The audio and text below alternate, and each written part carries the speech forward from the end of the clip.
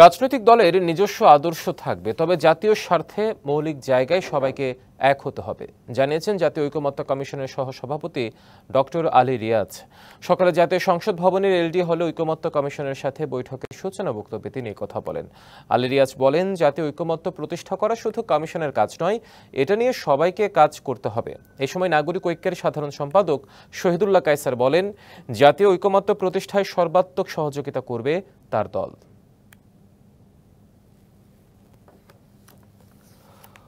একমত নই আমরা 38টি বিষয়ে, আংশিক একমত 10টিতে। যে দলগুলি একমত পোষণ করেছে যে বিষয়গুলির উপরে, এইটা নিয়েও আমরা একমত হয়ে একটা ঘোষণা দিতে পারি। আপনাদের রাজনৈতিক দলগুলির মধ্যেও আপনাদের সহযোগী শক্তি যাদের সাথে আপনাদের ভিন্ন মত আছে, তারাও একটু আলোচনা করুন নিজেদের মধ্যে। এটা জাতীয় ঐক্য প্রতিষ্ঠার চেষ্টা, জাতীয় সনদ তৈরির চেষ্টা, শুধুমাত্র কমিশনের কাজ নয়, এটা জনগণের অর্পিত দায়িত্ব আমাদের এবং আপনাদের উপর।